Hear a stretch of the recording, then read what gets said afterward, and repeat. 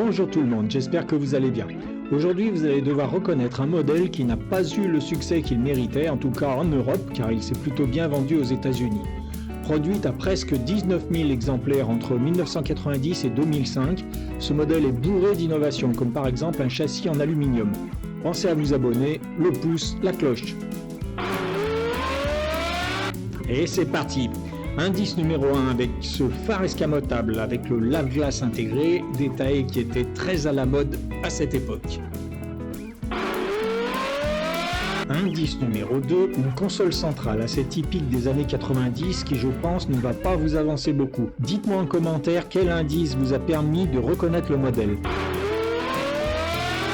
Indice numéro 3, un échappement à la sortie ovale.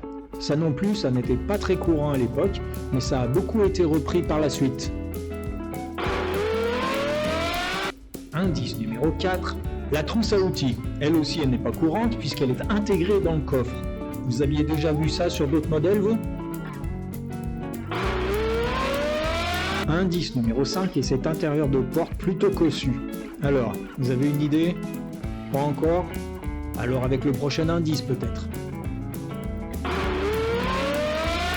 Indice numéro 6 avec cette entrée d'air et ce dessin caractéristique sur les portes. Attention, ça risque de vous aiguiller vers une autre voiture.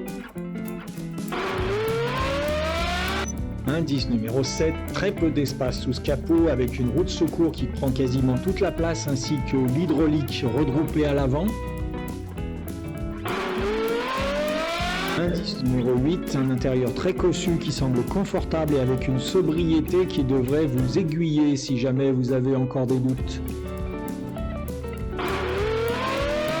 Indice numéro 9 avec le moteur qui n'est pas aussi petit qu'il en a l'air et sur lequel il y a des indications qui devraient aider ceux qui ne l'ont pas encore.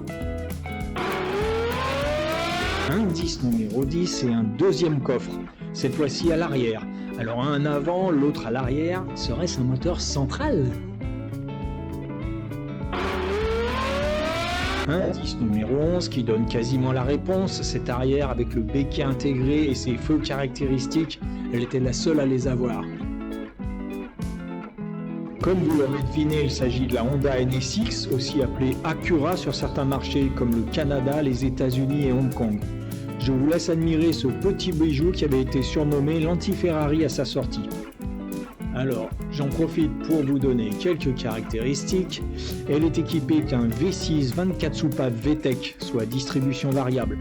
Donc un V6 de 2977 cm3, développement de 274 à 294 chevaux suivant les époques pour 300 Nm, proposé avec des boîtes manuelles de 5 ou 6 vitesses et en boîte auto aussi, ce qui lui permettait d'atteindre 275 km/h et de faire le 0 à 100 en 5 secondes 9.